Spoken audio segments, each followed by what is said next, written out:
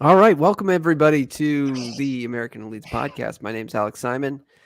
We are live. Wanted to introduce our guests today. Off to a great start. The guests In- are already cracking up. Introduce our Sorry, guests Alex. today, Jay Sorry, and I Michael. couldn't. Oh, We're going through the nuances of ways. I also have a toddler rolling around too, so I'm going to be on mute at times, and yeah. That's our Um, special guest in the background. special guest. All right, let's jump in. I just wanted to start off the stream with your positive news because there's so much doom and gloom around Leeds United right now. What are some positive things happening? I've been keeping hydrated. I had some dehydration issues previously in the week. So I've been just like trying to drink honestly a gallon of water a day.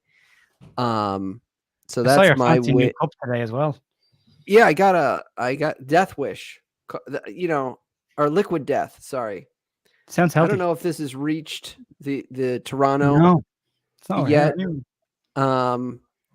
it's basically water, and it's kind of like this play on thing, like the energy drink stuff. Oh Yeah.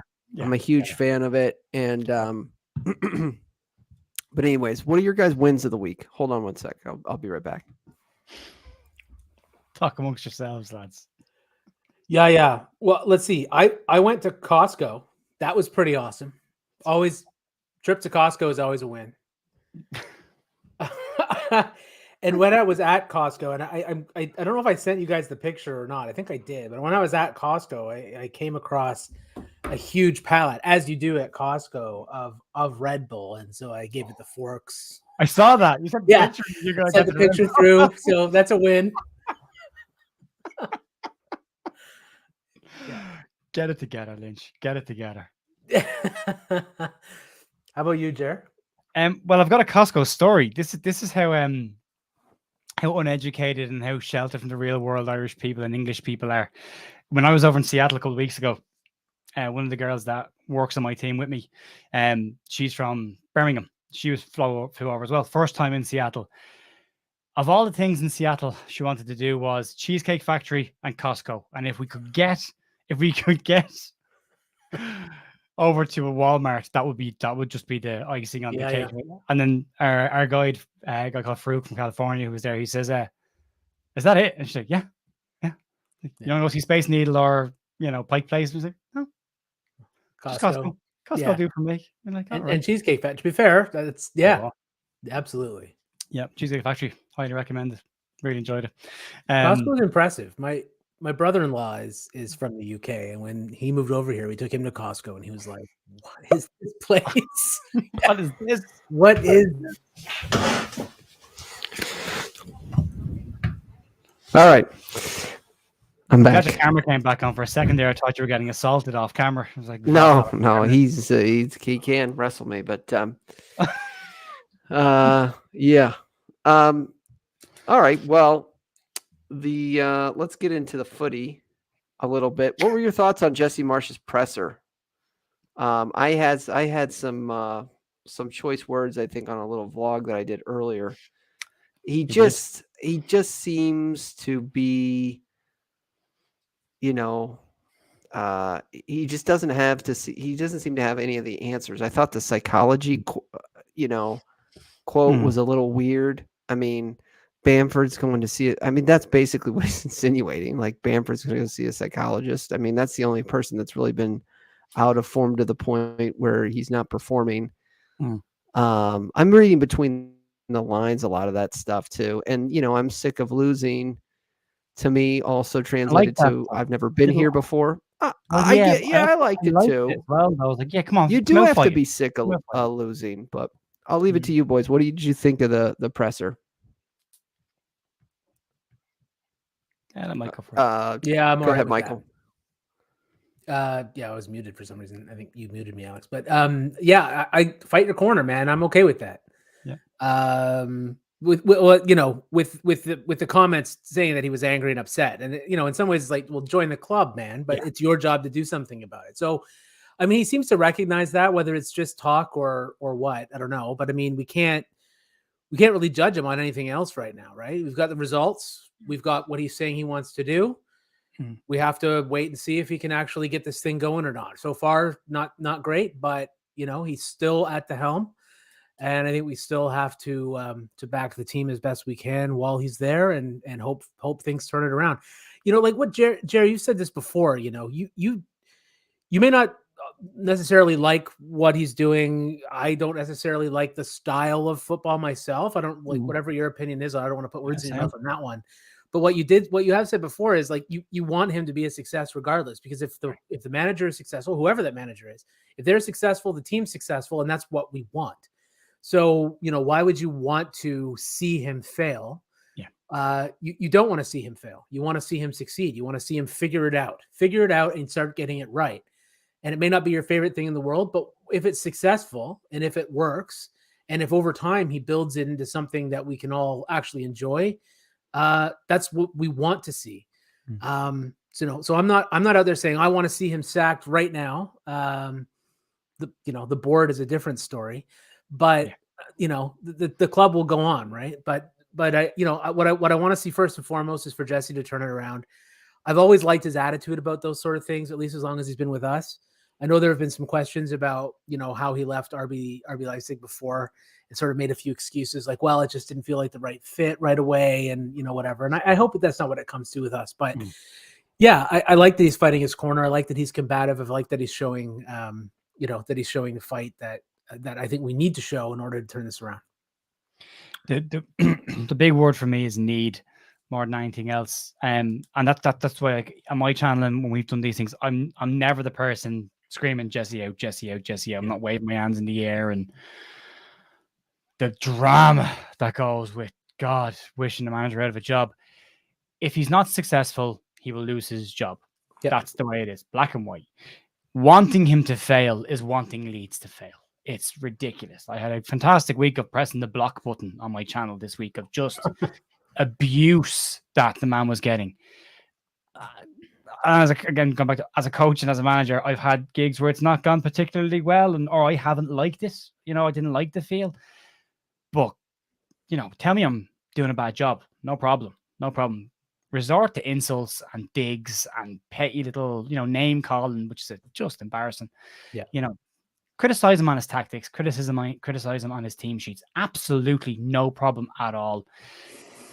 The personal stuff annoys me because I don't do it. I don't like getting it. And I just don't see why anybody else would want to do that to somebody. But the key thing for me is this is not a case of me saying I want Jesse Marsch to succeed. We need Jesse Marsch to succeed, because if he succeeds, we do. If he fails, we fail. Now, our failure might only be temporary and his will be the end of his job, but he needs to get it right. Like, and the one thing I did like that about the press conference was when he said it, and Alex, excuse my French on this, he pretty much said I'm pissed off. If I'm losing, great, because we are. We're not only pissed off at losing, but we're pissed off at watching it as well. And we need to see more. Now he's onto a hiding for nothing for Liverpool. It could just toss for Coyne against Liverpool. It could go either way. But he has to get the Bournemouth one right, and he has to get a performance against Liverpool. So whatever the team, I don't know in his press conference listing out all the players that are injured. Is that part of the press conference? Is that the truth, or is Jesse playing a game to lure Jurgen Klopp into it for security?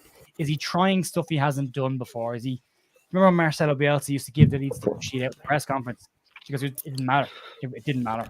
We'll win anyway. And then he lost a couple of games. The fans were like, "Stop giving the team sheet out. Stop." Yeah. Jesse's been real positive and kind of giving out his tactics a little bit, saying we'll press the game, we'll do this and this. This press conference, he didn't say any of that. He said we've got half the first team squad out injured. Our better players are on the block. And we're going to have to focus on counterattacks. Like, none of that is what he had said before. So is there a change of style? Is there a change of tactic coming? I think if he goes gung-ho against Liverpool, he'll get picked off all day long. And if Cooper is injured and it's Llorente playing, big trouble. Yeah. Big trouble with Salah. But I want him to fight his corner. I want him to fight for this job. I want this to matter to him. He can't say the things with Leeds that he said about Leipzig because he said the opposite already. He said he loves it in the city. He likes Leeds. It's a good fit. He likes this team. He can't then turn around if he gets sacked and say, well, it wasn't a good fit and the players weren't up to it. he did allude to that today. He did allude that some players maybe don't have the mentality for this fight. That came across pretty clear. He's like, I think he vaguely questioned the players, not effort or commitment, but their quality in areas. And maybe he's learning stuff about his squad. Now, they always say you learn the most about yourself or your players in adversity when they're going through a bad spell. You know what they're made. You find out what they're made of.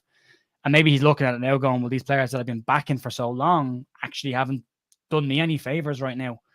And he went through the XG stuff, and I love the quotes that he had. I think I wrote a few of them down. It was he talked about we can look at the XG and we can look at the chances we've missed and the goals that were ruled out, and we could say we should be mid-table easily. But it comes down to brass taxes, and we don't have those points. We didn't get those points, and we didn't find a way to win those games. And I like the fact also that he said the buck stops with me.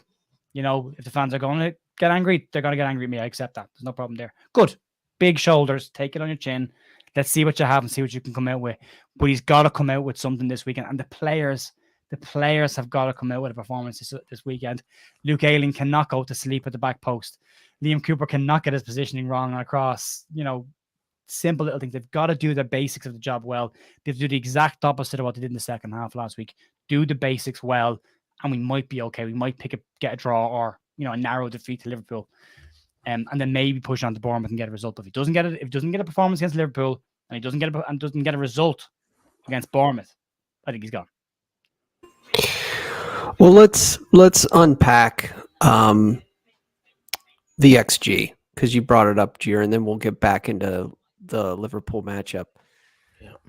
Argument is around a lot of my American counterparts, kind of watching this from afar, not just 1,000-foot view, is like he's not going to get it. He's not getting enough time, and if the strikers or the XG chances are being created, if they put these away, then they're mid-table. So is it just the fact that we're not finishing the dinner?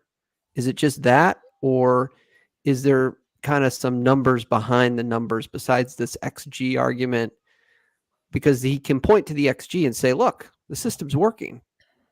It's the players are not the players. I said I wanted a striker. You could probably even say that, which, and I'll also add this as a little caveat, just to put this and plant the seed in your head.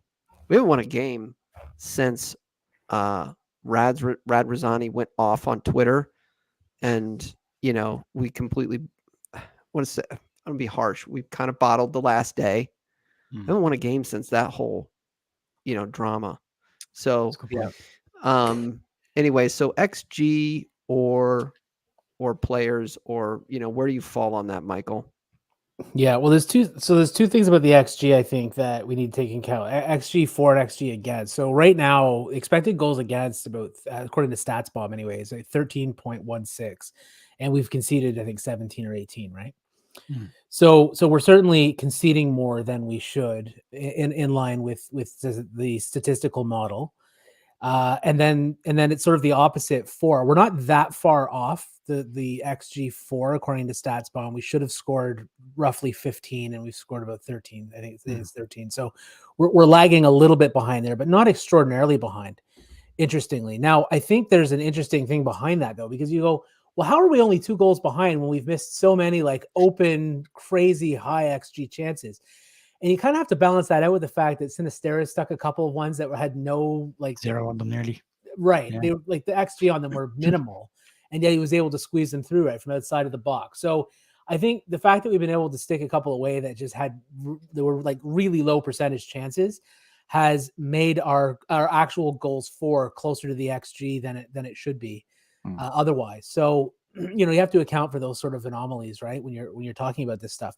But for me, like the one stat, and I don't have this, and I don't even know if it's available. I've been asking around and looking for it, and I don't know. But I think one of the things we need to look at is the not just the quality of chances, but like some of the things that, and maybe the model doesn't account for this, and I don't know if it does, is like the speed of the chances. So we know that at least with our strikers, with Bamford was scoring goals and was doing a lot better when there was a system in place that he could anticipate. So he knew that we were going to be building up in wide areas. He knew which players were going to move where to drag defenders around. And so he knew where to run, where to be, to receive something and give himself enough time and space to do something with it. Of course, there were times that we saw that he was able to do something miraculous. I'm thinking about the Aston Villa away game and that for a first year back, where he scored a couple of goals there. It's like, wow, how did you even fashion that for yourself? But I mean, that was just a guy on fire that day that was full of confidence. That he's not going to have that kind of day all the time. We know that. He is also a streaky confidence player. So sometimes he will do that. But for the most part, his goals, and he talked about this. He talked about things like, Jack Harrison and I had a conversation before the game, and I told him to stand crosses up here. And he did it repeatedly, and I finally got one I put in off my nose or whatever, right? Which he did. That was that one header he scored off of his nose and had a laugh about it later. So is he able to do that under this system? That's the question. A system that doesn't create like planned buildup, that doesn't have the like the automation or the automatisms that we had under Marcelo Bielsa, where he's not able to anticipate what kind of a chance he's getting. And how quickly is he expected to put a shot on goal after that chance is created? So when you look at the model and you're like, well, this kind of a chance when it's created should yield a goal this often. Perhaps it's just not that kind of a chance when it comes to Patrick Bamford. Perhaps there's something going on there where he's not able to I guess be in line with the model. There is. He's got one foot that he can shoot with. That's it. Yeah. That's the problem. How many chances have dropped on his right foot and he's trying to swing his body back onto his left side to get the shot away. Crystal Palace, he did it against. Arsenal, he did it against. Tried to maneuver himself onto his left foot instead of just sticking his right foot. Yeah. You cost a lot of money, mate. You're still due on wages. You've got to be able to kick a ball both feet. At least when you're in one-on-one territory, you've got to be confident enough to at least put even if it's a swinger and you're just putting your laces through the ball on your right boot. But he's missed chances that are goal-scoring chances because he has to change on his feet. And that's his problem. Like, the 9 being top of that table, 9 big chances missed. I mean, his XG says roughly 3 to 4 goals he should have. He should have 2. If you can say the XG is saying he should have 3 or 4, and the goal scoring chance of saying 9. Being fair, you could say, well, 1 or 2, 1 or 2 goals, but he's none. Hasn't taken one of the chances, and that's the biggest problem. Like, some of these chances are good. The one against Arsenal, that's for me, that's an unforgivable miss. You're dead straight in line with the goal, and you still missed. Someone said to me today, well, he has scored this season, it just didn't count. I was like, well, I hope that's showed him where the goal is, and he can have a goal next weekend. But it's for me, it's everything's on his wrong foot. Now, whether that could also be a tactical thing, because when you're training players, especially with your goalkeeper, you're always trying to play the ball to a strong foot. So if a keeper's a left foot and you're right, you play it across the keeper so he can come onto it. Maybe that's what it is. Maybe when Bielsa was managing the team, there was a lot more focus on playing to the strengths of each player and making sure the ball was on his left foot early. Maybe not doing that anymore. It's just a case of, and I know you've talked about it before, Michael, that's that chaotic system of the ball will drop in the box, but I can't tell you where or how, but it will drop. Yeah. And you've got to be able to react and score. And unfortunately, Patrick Bamford is not a fox in the box type player. No. And he's not going to finish those chances. And I feel sorry for him. I like Paddy. I want him to be a success, but it's not working with him. And it's not that not that he hasn't been here before, because he has. I mean, he's had, realistically, in the time he's been at Leeds, he's had 2 good seasons. That's the extent of it. And I think that's also why we're seeing Rodrigo suddenly start to score goals, not just because he's playing at the forward level. Like he played in the 9 sometimes under Bielsa, most of the time not, but he did. Oh, yeah. He never had. I mean, he scored a brace once. He scored occasionally, but he's scoring more now than he ever was under Bielsa. And I think it's because he is actually a little bit better at those sort of those reactionary, instinctive goal-scoring opportunities, dealing with those. Then the weekend sure was prime. That really needs to have it mapped out for him exactly what to do.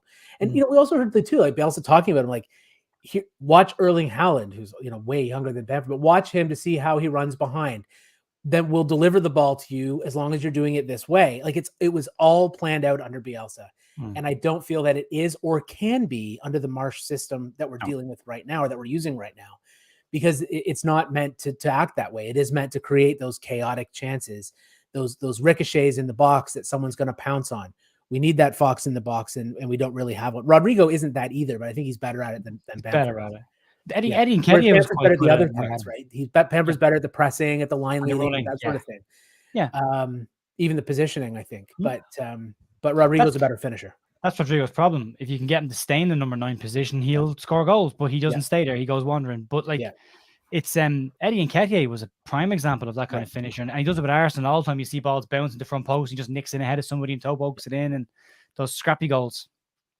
That's the kind of finisher we need for this system. I quite like Eddie. He got a lot of stick, I think, whenever he came up in the rumor mill and stuff. I always liked him, and I like the fact that Bielsa gave him a chance.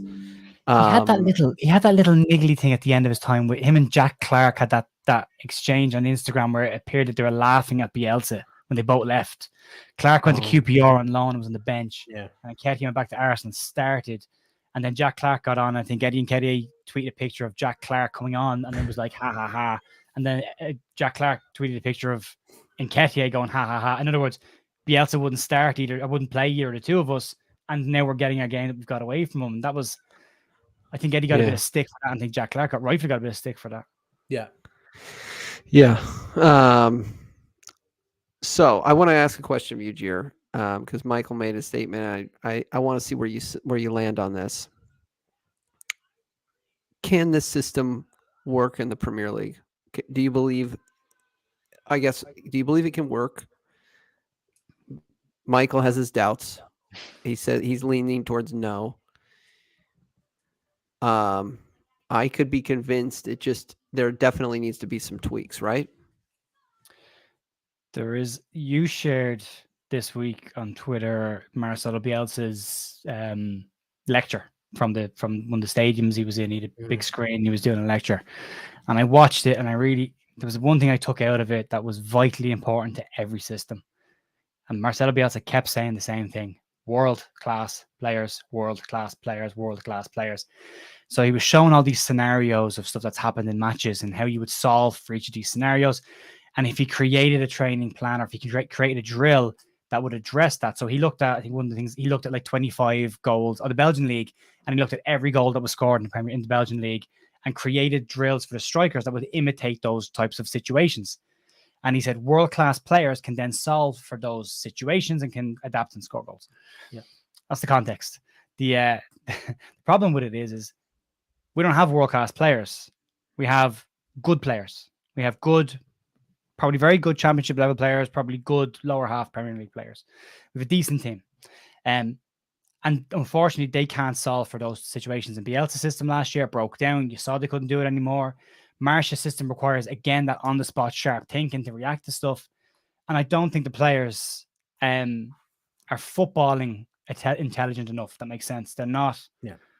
Yeah, they're grafters, they're hard-working players, but they're not. They don't have that they say about Pablo Hernandez, he's thinking 3 or 4 passes ahead, not 2 or 3. That's the difference. If you have those better players, I mean, look at Barcelona being an absolute shambles at the moment as well. And you think if Marcelo Bielsa took over Barcelona, they would destroy people because they have the players, they just don't have the system.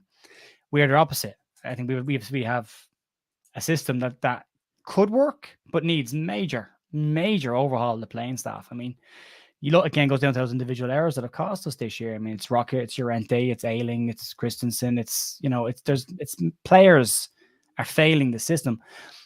But I don't think the Red Bull system works in the Premier League. I think Hasenhüttl at Southampton has proven the exact same thing. You go through these long runs of getting whacked by teams, and then you go through these long runs of winning games. Like Jesse is waiting for that moment that saved Hasenhüttl last year when he got battered 9-0 or something last year, the year before, and he lost like 4 or 5 and people are screaming for his head, and then he got 4 or 5 wins in a row and it calmed down. They were safe in the league. And then you look at last season, he goes 15 games without a win towards the end of last season and nearly ends up getting relegated, but it's high enough in the table that it's not seen as a worry. Jesse's going through that at the moment.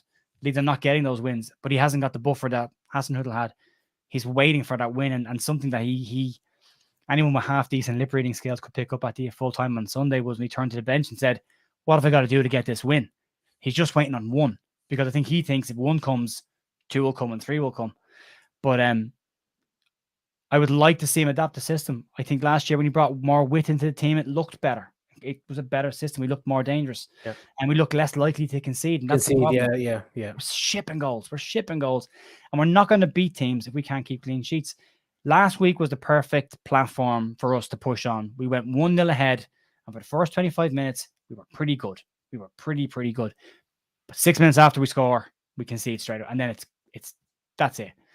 If you can hold at the half time, you can build a platform in the second half and go on and try and win the game. But we didn't. And that's our problem. We can't keep a clean sheet, and it's putting pressure on us. And I don't think the players are good enough to play in Jesse's system currently. And I don't know if Jesse wants to adapt his system. So I suppose the short answer, Alex, is I've got a very large fence and I'm standing on top of it right now. I don't know. Well, I am there too. I'm on that fence. I was there a lot more prior to the past two games, and I wanted him to adapt this system, because you saw, we've been seeing that it has weaknesses. We talked about this over the summer, Michael. I mean, the switch balls, but now we're seeing more of an exposure kind of with the ball, on the ball. It kind of, we'll make a mistake. It just seems like we're prone to make mistakes. So I'm going to catch up on everybody's comments at the end. A lot of stick for Bamford and questions of Jesse Marsch. But I want to take a minute. There's almost 30 of you guys watching. Just everybody smash a like for this small peon channel. It would mean a lot, and then it obviously goes into other people's friends and the algorithm, and you see it again, and etc. So just take a second, unlock your phone if you have to. Smash a like would be awesome and appreciated. All right, let's jump into Liverpool at Anfield. We were talking about, okay, well, how do we set this team up? And I really like Gier's been, I mean, maybe 2-3 weeks ago, you talked about a back three ever since Aston Villa. We kept a clean sheet. We were down to 10 men, I think, for at least 45 minutes of that game. It's 40 minutes. And so you've been screaming for a back three. Let's go ahead and share what you would do tactically to set up to kind of stop the stop bleeding, so to speak. So let me see if I can present my screen here. All right. You've got Paddy Bamford up top. I agree with that. Somerville, Harrison. This is you, right, Gier? Somerville should be Aronson. Somerville and Aronson. Yeah, I forgot we still have Aronson not injured currently. Click Raka, Firpo, Christensen. Now this is assuming that Gelhardt, Rodrigo, Sinisterra, Cooper, and Tyler Adams are all injured, which they were said today are all having some form of a knock. It shouldn't be Somerville. I forgot about that. That would have Aronson in there instead. And then the back three, I would rather see Stroke, Cooper, Robin Koch as a back three, but if Cooper is injured, then this is what you're looking at. Right. I still think it plays to their strengths. You got a natural right footer in Luke Edden, you got a natural left footer in Pascal Strike, and you got Robin Koch in the middle, just holding the shape and being the intelligent one of the three. Firpo gives us the benefit. Firpo as a wing back gives us the benefit of the strengths that he has, which is pace. He's a good crosser of the ball, and he's powerful runner. But it also covers the mistakes that will be likely balls in behind him that you'll get caught for. You've got the extra centre half there to back. Yeah, covers that. Same on the far side of Christensen. You can let him go a bit more, and then Ayling has played right back and plays centre back as well with three. Can come in and cover that. And then I think it's high time Matthias Klick was started in the game. If nothing else, because he's got point to prove as well. I like to see that player a point to prove. And then I'm a fan. I'm disappointed actually when I think back to that Harrison and Aronson talked Jesse Marsch to swapping Harrison back out of the 10 into the wide position. I like Jack Harrison as the 10. I think it plays to his strengths. He can go left and right. He's got more space to move in. He's a decent passer, and he's got goals and he's got a good shot. So if you can get him in front of the goal, I wouldn't mind seeing him playing as a 9 even in this system because he can score. He's a lovely striker of the ball. He strikes the ball fantastically well. Bringing him inside just makes, especially if you're struggling for goals, bring him in. And then you go with Somerville, or you can go with Aronson there again for the same reason. They're both pacey, direct runners. They can press. Come on. Yeah. I want to talk a little bit about, forget the players, because I think hold on one sec. Players get, players get it triggered. But what is about this system, the back three, like covering more ground, having more width? Like, what is it about this back three and then kind of like back five, maybe without the ball? What is it about this that will help us? It's nearly back six, because when you haven't got the ball, you're looking for Mark Rocker to drop in front of the back, in front of Robin Koch as well, and be a shield for any angle balls coming in. And But what you're getting from a back three is, well, you have an extra body, if nothing else, but it allows you to kind of play like a V shape at the back as well. It's easier to play out with a three. It's also covers the balls over the top or balls around the side. You've got the flexibility. It's like it's in the kind of football as a sliding door. You've got that movement where the door can go just on its pivot, on its axis, can move forward and back pretty easily. And then if we need to be compact, if we need to drop into a low block, you've got Firpo and Christensen, who are natural fullback, can drop in there as well, and then Rocket in front of them. It's a very smart, it's much more solid system. It also plays very well into a counter-attack, and if we do have to counter-attack at the weekend, this system plays really strongly into that. Quick balls out from Melier to either Christensen or to Firpo can get you out quick balls out to Rocket, then wide to the two fullbacks or wingbacks can get you out quick as well. And you can leave you could leave a Somerville, you could leave a Harrison, high up the pitch and gamble and go more direct if you need it and use pace. So you can set a lot more traps with a three at the back. The reason a lot of teams don't play a three at the back is they usually don't necessarily have the 3 centre-halves that are the right centre-halves to play that system. Natural left side, natural right side, and it's a good, intelligent sweeper. But I think showing the weaknesses we've shown at the back this year, I think having that extra body just there, plays to their strengths, minimizes their weaknesses, makes us harder to beat, but it can also help us with counterattacks and fast breaks as well. And it plays into a press as well, because you've got a three with a diamond click would push on behind the second two. And you have nearly like a diamond there for pressing as well. And Bamford will do the pressing. So there's more options with it, I think, currently with the squad that we have. All right. Can you guys hear me? Yep. Okay. Let me see. I'm going to get yours up, Michael. And I do everything that Gier does. I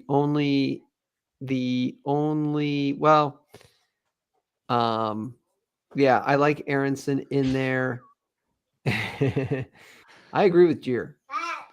So I just opened my Twitter inbox, and the first picture is Michael doing that to the Red Bull cans. They're just staring back at me the second I opened it. This is Michael's. That was my win for the week. It's great. That's your win. We got to get it somewhere because I don't know if we're gonna get it from. People must think, man, this guy must have a horrible life if his win is given the forks to just a Red Bull and then Costco. Leeds fan. That is a win. That is a win. It's a Absolutely. huge My win. win's water. You gotta get somewhere. I got a couple of projects that I kind of pulled out of the fire too at work. In truth, life is grand. Life is great. Kids are great. Everyone's good. Yeah. Good. All right. This is Michael's here. Go ahead. How that must have been like I don't know why cock is spelled that way. It must have been like autocorrect or something. Anyway, I didn't notice that now. Well, look, this was before I knew about the injuries, right? But I also went with the 3 at the back situation for the exact same reason that Jer said, which is I think it gives you a little bit more flexibility. First of all, to be defensive and to have one of the central midfielders drop in as a shield, and then you can have 5 across the back when you need to, with somebody else sort of as a free man floating in front. I think it also gives you the opportunity for, as Jer said, it pretty much took up everything I was going to say as well, which is totally fine. It gives you the chance for out balls right through the wing backs. I went with Harrison as a left wing back in this system, but I mean, obviously that's not going to work now because of the injuries we have elsewhere. He's going to have to play where he normally does. And I don't really like to use him there. I think he might be wasted there a little bit. But at the same time, for a match against Liverpool, I think we need to be really cautious and go with a system that allows us to be able to sort of block off the back end and then try to hit on the counter. And I think this system would allow us to do that. It's not something I want to do all the time, but it is something that I'd like to see us try maybe against teams like this where we have to. Obviously, again, these players is not going to be it now because we know that a bunch of them are injured. So what do you think Marsch does this? Do you think he does a 4-3 at the back? Because the reason I asked that is apparently he did it at Leipzig when he was desperate. He has done for it. points. He has done it. He did it once. He did it once this season with us as well already. In game. So, sorry. Did he do it was it a formation change in game, or did they come out like that? I'm trying to remember now. I'm having a struggle. Remember, I just remember talking about it at one point where he had done that. I'll have to, I'll have to look it up and see which match it was because it's not coming to mind right now. But I know there was some discussion around him doing it. It may have been an in-game change. Was it during the Southampton game after we had conceded again? That he moved to that to try Yes, to That's block right. it Yeah, up? because he wanted to see the game out, and then they Yeah, he wound up moved Jackie conceding two, and left that was the wing whole back or thing something, with Chelsea. and They, it may have been they then saw it out. that he tried it. Obviously, we shouldn't have lost. We shouldn't have had drawn that game. We should have won, obviously, but I think he went there to try to make sure that we didn't lose, because certainly the momentum was swinging against us. I think that was it. He may have tried it elsewhere. Yeah, he does tinker with formations, and I know that he's done 3 at the back before. I think he definitely back 5 did it after against Sinisterra was sent Southampton. off. That's true too. Yeah, He right. definitely did it against Southampton because Jackie was the left wing back who Yeah. fell over. Right. That's Or right. tried to whatever he was doing, but he was the wing back. Yeah. So yeah, he did do it against him. Yeah, we had a conversation then about needing a left back. So Back then. God, that feels a long ago. doesn't say much for my choosing of Jackie as a left wing back this time around. But anyway. Fresh Jackie. Yeah, fresh Jackie, as opposed to totally exhausted at the end of the match. We should have had someone to replace him, Jackie. Yeah. You're right, Jared. That was actually the conversation. It was about how he was exhausted and then having to change and do that role, and he was totally gassed at the time. Yeah, he was. Yeah, I think he. I don't know if he will do it, but we know that it's in his. I think it's one of the arrows in his quiver. He's running out of arrows, though. He is. There it is. Yeah, That was a good day. that was a good day. That was a good day. Fizzy drinks. Very good. I think it's a brave system as well. The Yeah, marketing that's it. director of Red Bull just passed away. I don't know. I saw that. Yeah. Hope it had nothing to do with my picture. What do you? So Not connected. Not connected. not connected. Not connected. Okay, I said this in jest, but do you think so? To me, the whole anger comment came into he's trying to find the guys that want to play, that want to. Sometimes when that happened last year, we got red cards. Yeah, and I kind of said this as a joke, but what do you think is going to happen? I mean, do you think we get a card at Anfield, knowing the refs? And I think we talked a little bit about this. You think Jesse goes with the back 3? Yeah. What do you guys think? What are you expecting in the game? I guess is my question. Are you expecting a win? Are you expecting a result? How confident are you in getting any kind of result? Or is it complete free hit and just kind of sit back, relax, and hopefully they put in a shift? I've gotten all my predictions wrong this year. Every single game. So I'm going for a 3-0 win to Liverpool. Fingers crossed I'm getting that one wrong as well. Fingers crossed. I think it's a better performance. I did write something down from watching your podcast earlier on, Alex, and also Jesse's. I wrote down anger can be a motivator if it's done the right way. There are days that I've been in dressing rooms with teams where I put an arm around their shoulder. I had a team last year who should have been great first 6 games of the season. They really were, and it just wasn't working. And I remember I used to call them soapbox. I remember going into one half time particularly and absolutely losing it completely. Didn't stop shouting for 10 minutes, just didn't drop the level. I was gone, fuming with them. And then they came in after destroying the team in the second half and went on a run after that. So anger can be a motivator. Anger can be sometimes being the nice guy in the dressing room, arm around the shoulder, everything's okay. Players can slump a little bit. They can get stuck in ruts. They can get complacent. Every now and then a lightning rod up the backside, as my old manager used to call it, can go a long way to getting a performance out of a team of, and I think Jesse is now done with protecting the players. I think he's done. The danger element here is you can teeter too far to the other side. And Steven Gerrard is a brilliant example of this. When he was managing the Rangers, and to a lesser degree at Villa, but still did it. If his team didn't get the win they were expecting to win, he would have no problem hanging every single player out to dry or throwing them all under the bus. He did it on a regular basis, and that can fracture a dressing room as well. So it's a balancing act. This is the first time I've seen him angry. It can be a motivator if the players react the right way. It could be a good thing, but he'll have to balance that. Yeah, I like he didn't specifically call out the players. When that happens, like a la Lampard, a la Gerrard, I guess who are also, Jesse's a former player. I don't know, like that fiery competition might happen. Jesse's been more of a guy that's put the arm around the players. We saw that when he came in, he was very kind of with them in that fight. I don't know. We'll see. I think, Liverpool's been shown to drop some points here recently. What are your score predictions? Well, you said 3-0. Michael, did you give us a score? No, I didn't. That sounds probably about right to me. I'll say something different. I was thinking probably somewhere between 2-0 and 4-0. I'll go 4-0. I think we're going to get hammered.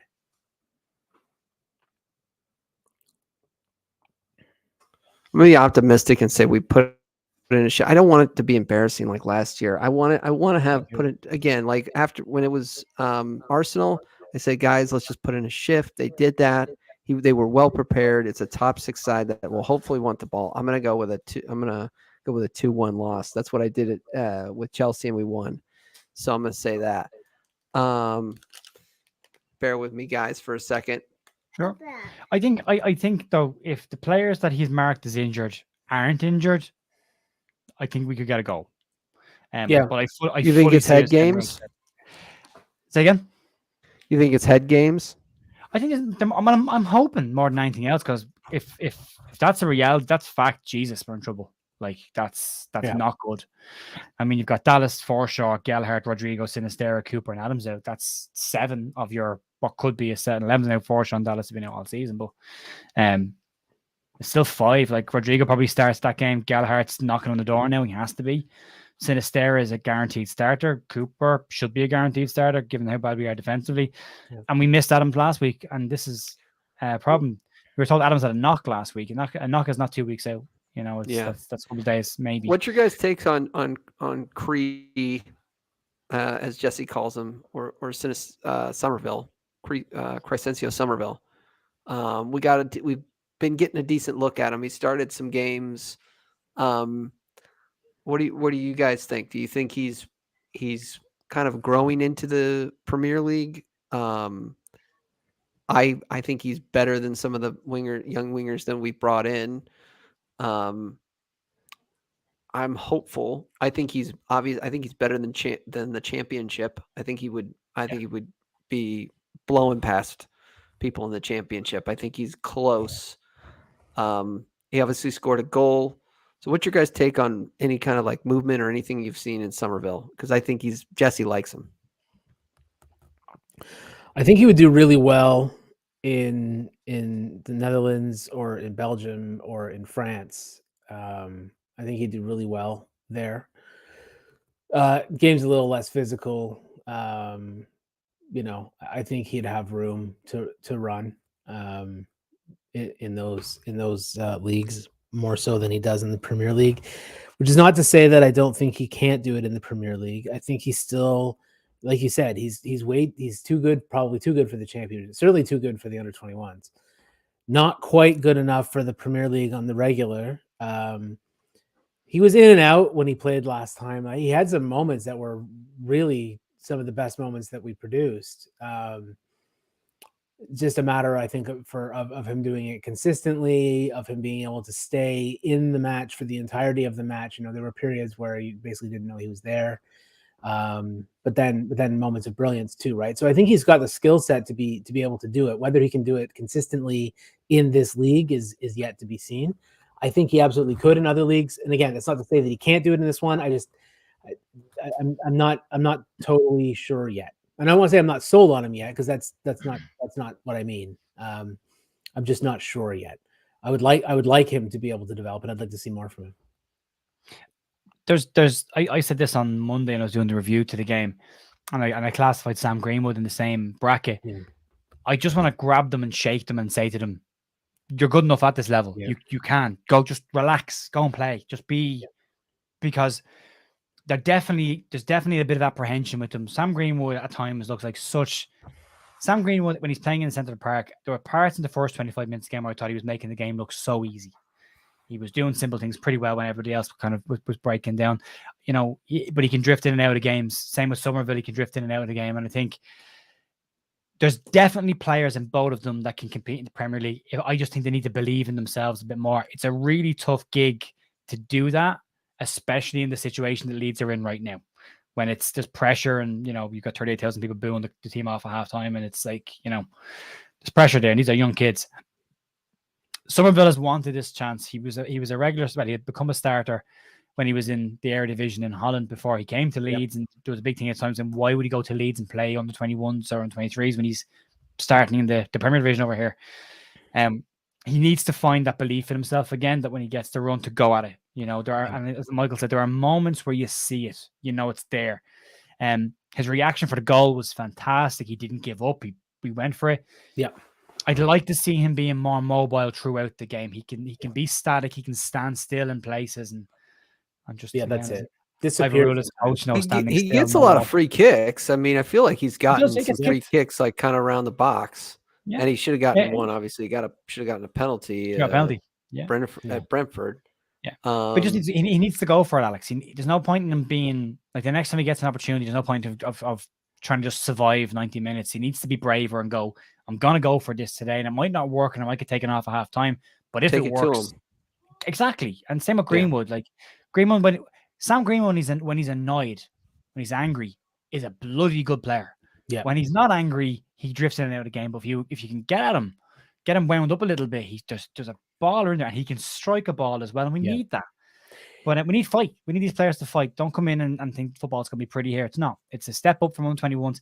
Even this year's under-21s, they're playing at a division lower than they were last year. So this is a bigger step up when they do come in. So they got to believe in themselves now. This is the difference between younger players. I mean, somebody said about James Milner coming in at 16 and Alan Smith coming in at 18. And it's like, yeah, but they didn't play with any fear. They came in and instantly looked like they belonged in the team. They were like, give me the ball, I'm going to run. James Milner, especially when he came in, every time he got the ball, he just turned and went for goal like every single time. Alan Smith was, winding up centre halves and annoying people at 18 years of age. You could see the players, they believed themselves. They were exactly where they should be at that point in their career. And I Somerville, I think, just needs to get that belief, because he's way too good for under-23s and under-21s.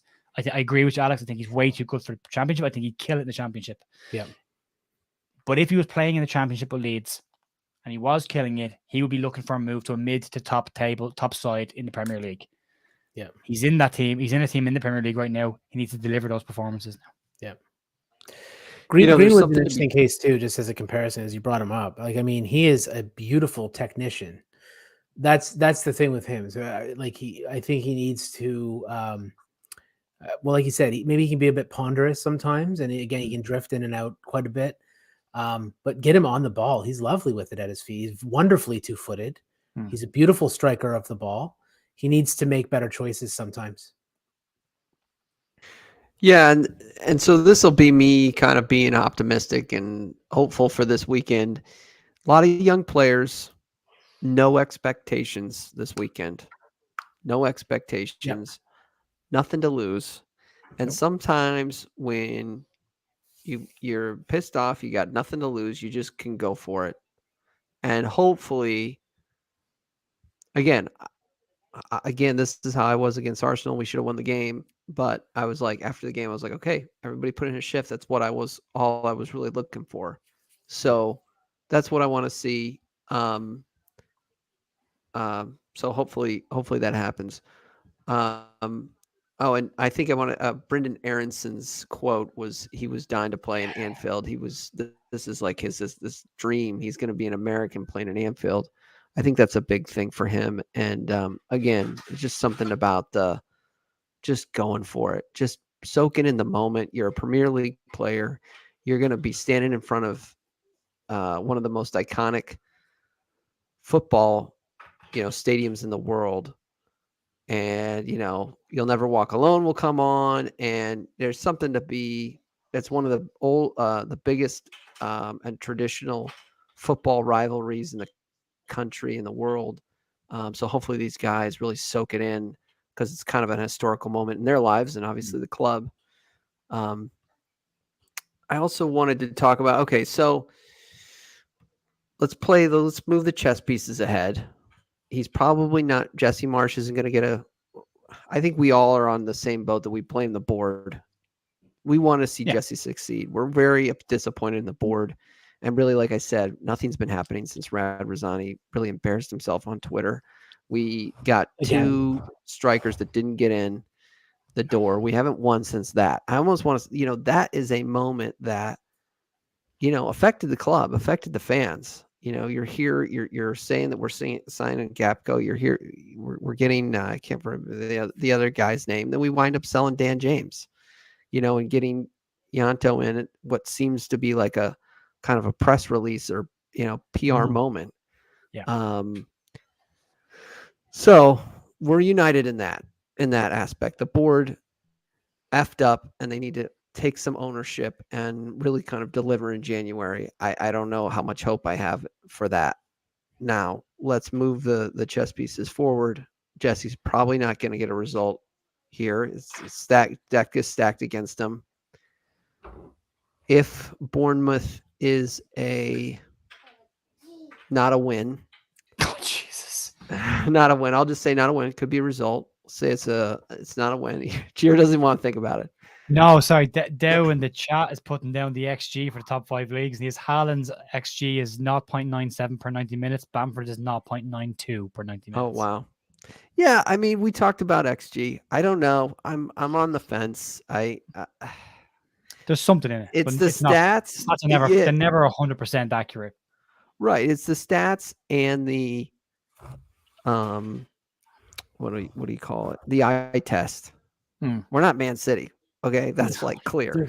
There's always an outlier, right? When you're looking at statistics, there's always going to be an outlier, and it looks like those two are the outliers at opposite ends of the spectrum. Yeah, exactly. It doesn't mean the model is broken. Like you have to average these things out, and they're just at opposite ends of the curve, right? It'd be a very Leeds thing to break a model, though, wouldn't it? Like the XG system's been in place for 3 years. Well, just like hold my beer. The 8 points in the first month. I mean, we were all kind of clapping that up, like, "Hey, we got there. We got the points. We're 95% chance of surviving in the league." Yeah, 96 or something. Yeah, percent chance of survival. We'll find the 4%. We'll find that 4%. If there's 4%, we will make that happen. Yeah. Do you think the board sacks Jesse after the weekend if we lose, or if not win? What's your feeling? My feeling is they're going to give him until the World Cup. Just really, no matter what, they've invested so much in him. A very short answer. If we get battered, I think he loses his job. If the performance is decent and the scoreline is respectable, I think he keeps his job till Bournemouth. If he loses to Bournemouth or doesn't get a win against Bournemouth, I think he's gone. Yep, that sounds about right to me.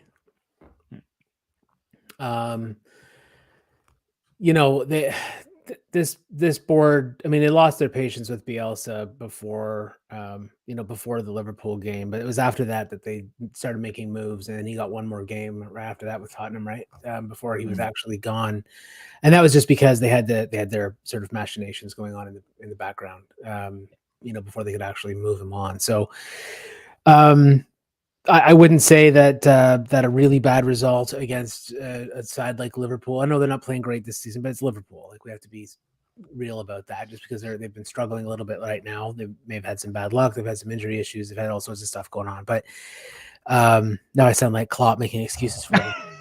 But unbeaten in Anfield this year. Well, they're still unbeaten in Anfield, right? They have an unreal record at home. So yeah, I mean, if we have to face reality. No matter how rough they've had it so far this season, it is Liverpool, and they could turn it around at any time, and they could batter us at any time. Just a couple of them just need to catch fire, and they can do it.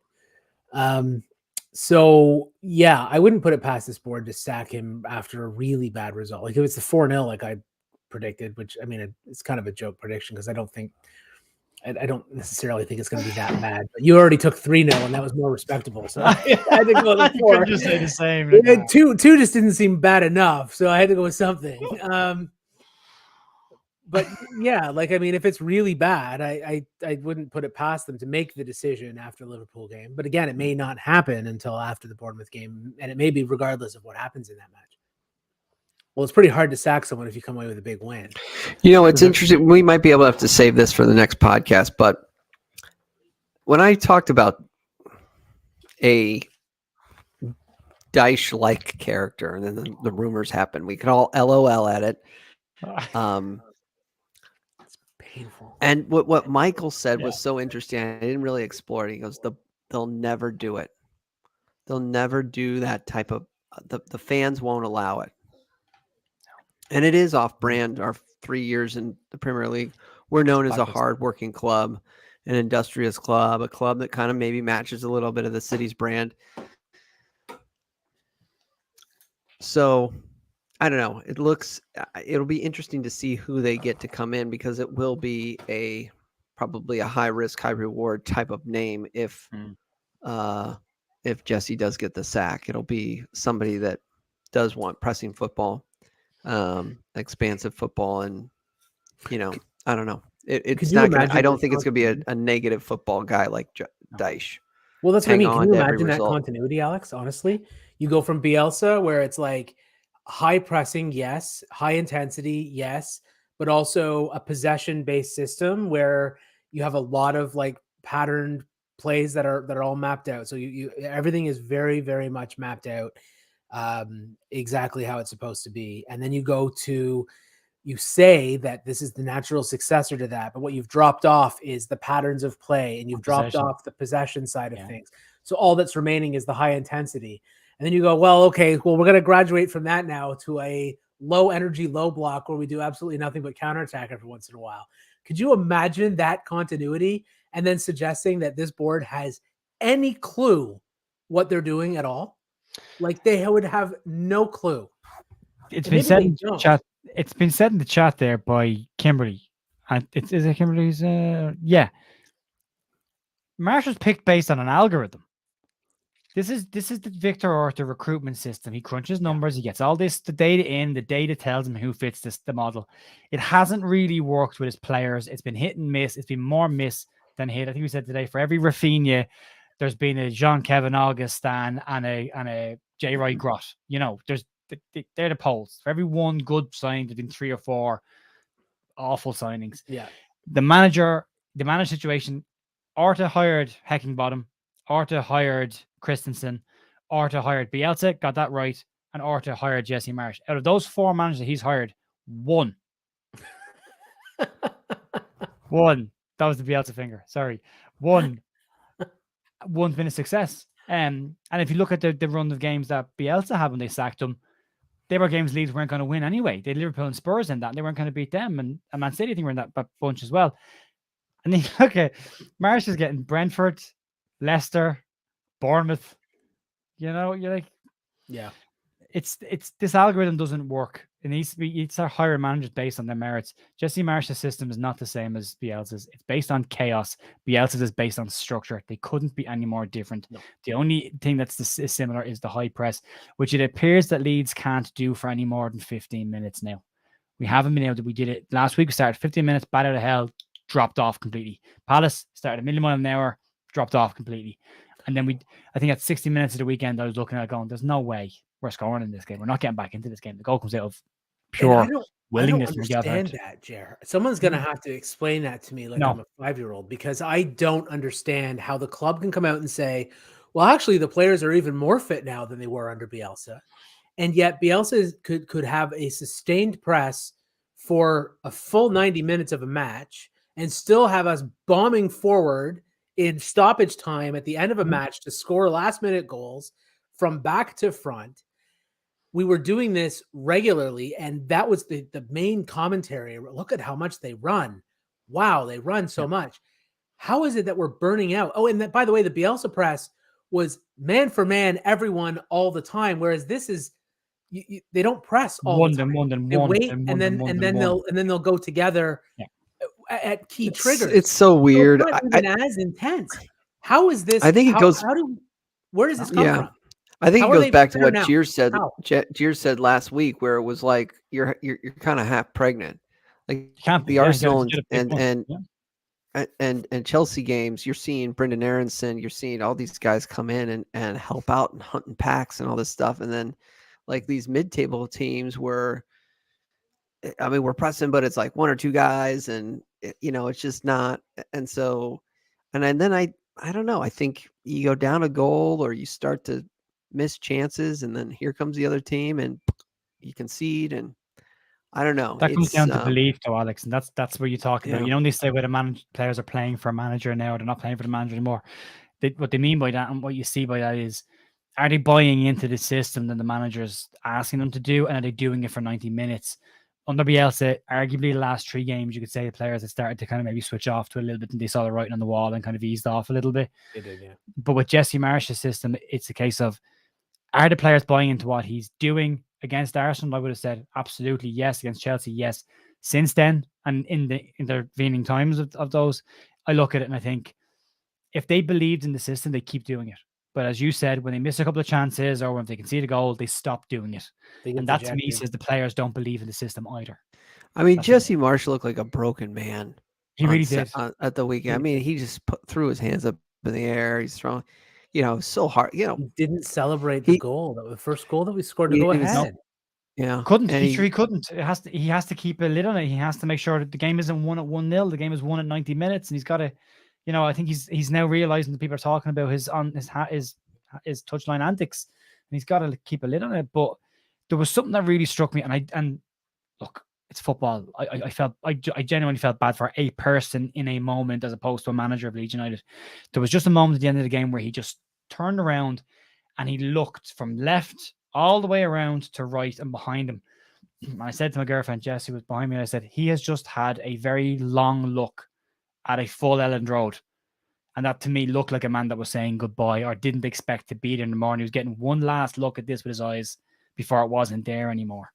I think he's probably as surprised as most people are that the board have actually backed him. Saying they'll back him is one thing, but doing it is a different thing. Yeah. Yeah. I think Ang at Celtic is a great shout, by the way. What's that? Yeah. Napper said in the comments, Ang at Celtic, I think that's a great show. Yeah. Yeah, he looks like a broken man. At the end of that, he doesn't know, like, especially I think it was the third goal to I can't remember the older Brazilian winger. His name escapes me, but that was the one where he threw everything up. Gelhardt was about to come on. So, I like him as a person. I wanted this to William, yeah.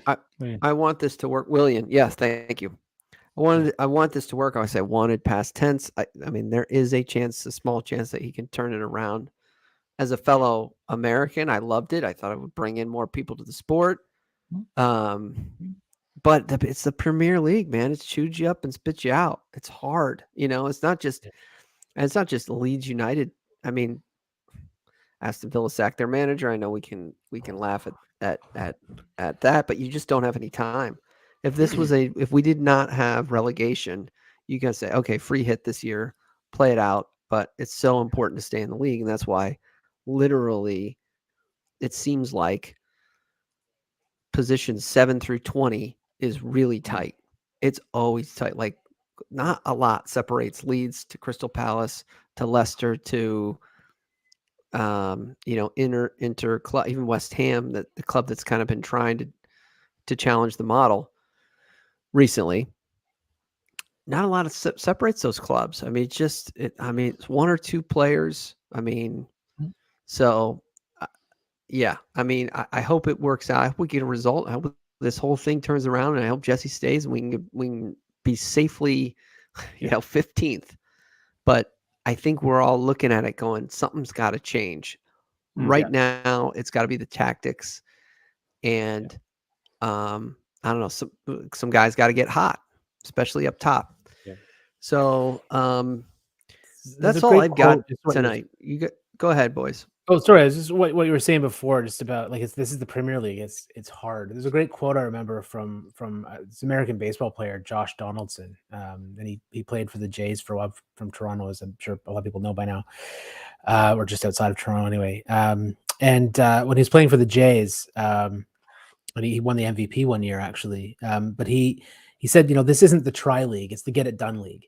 And that's what it is with the Premier League now, and that's what Jesse needs to understand. Like talking about, well, we're trying hard, we're doing our best, whatever. This isn't the try league. This is the get it done league. You got to figure it out. If you don't get it done, you're gone. Simple as that. I think this is where the board need to be absolutely 100% committed. And again, this is the half pregnant comment again. Yeah. If Jesse gets a performance against Liverpool, survives to Bournemouth, they've got to make a decision at Bournemouth for me, either way. Yeah. So if they lose to Bournemouth, I don't think you waste a minute. I think you say, Jesse, you're a lovely fella. You're a great guy. You're a fantastic ambassador for football in terms of how you speak. You're a great guy, but this ain't working. And you part company, and then Alex, the question you were asking beforehand, do we look at Mark Jackson as a temporary replacement or something else? I personally would go with Rennie Marsch straight away, and then maybe look at bringing in someone like Ang. But if reason I brought up Jack, go ahead. If they don't sack him against Bournemouth, if he manages to get a result against Bournemouth, then they have to back him from the 1st of January. Day one, they have to view the 1st of January like the 31st of January, like deadline day. They need to go in and go straight in. We need a striker. We need a left back. Just get it done. There's no point messing around like we messed around in the summer with the striker. You know exactly what you're missing to get out of this problem. Do what Newcastle did last year. Fix it immediately. Go after it. If they don't sign one of the two players that they need in the first week of January, Jesse Marsch is done. He will not survive a bad result at the start of January after the World Cup. And he's got Man City Boxing Day. He gets a bye in that game because it's straight after the World Cup. But then the window opens, and then they have to move rapidly. So they have a big decision to make. No, I agree, and there's video of Jesse Marsch going, we need a striker. We're looking at strikers, plural. Then he got slapped in the wrist. He backtracked rapidly, didn't he? He's like, "Oh, the squad's good. We're happy with the squad. I love this squad." Oh yeah, no, they sent him back out again to correct the record and say no, he's happy with everything. And they know they can do that because he's said before that he's a company man as well. Is he a bit of a yes man though? Do we think he's a yes man? I don't. A little bit. Yeah, I think he could be. I mean, he's not Conte. He's not or Mourinho. He's not going to throw the board under the bus. There's a manager, by the way, who has once upon a time said that he admired Leeds United, and that was Jose Mourinho.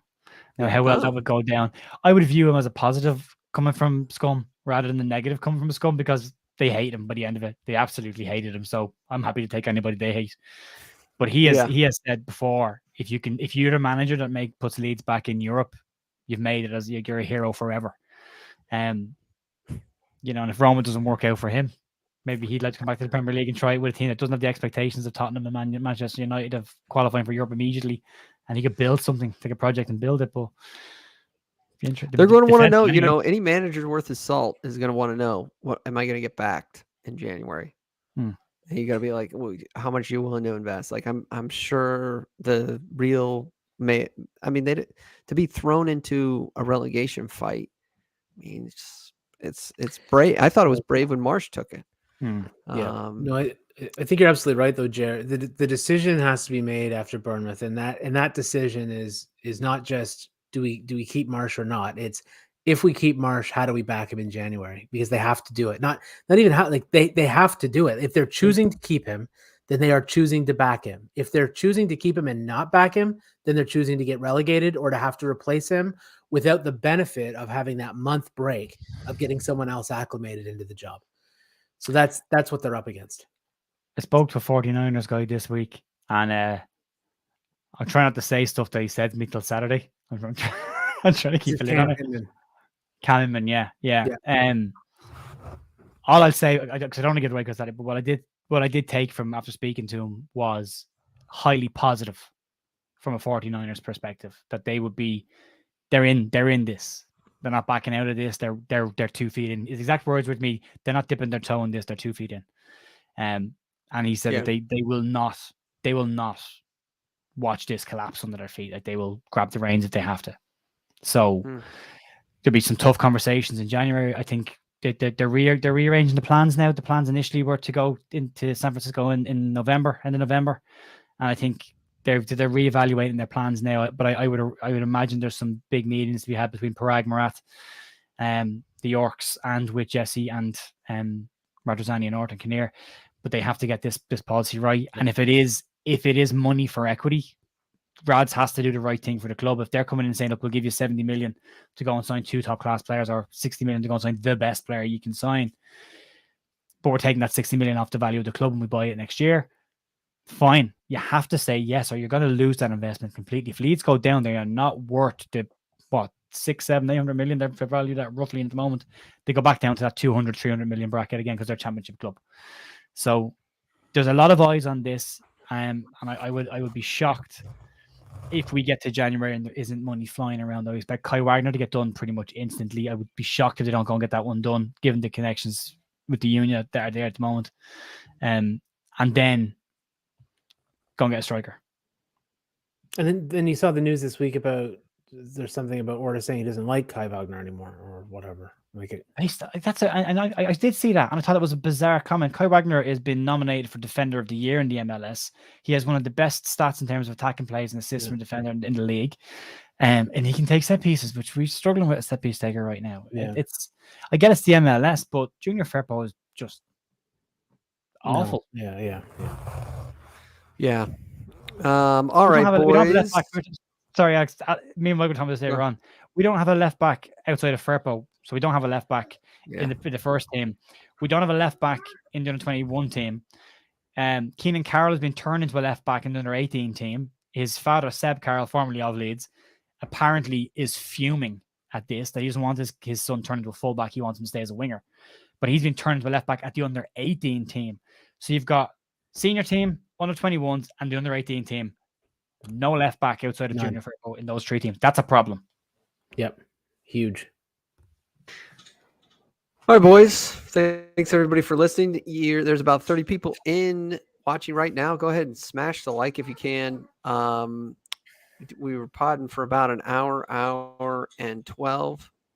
Michael is, if you want to follow Michael's Twitter, one of the smartest Leeds follows on Twitter, Maynard M, aka Leeds Faithful. He's got some good stuff.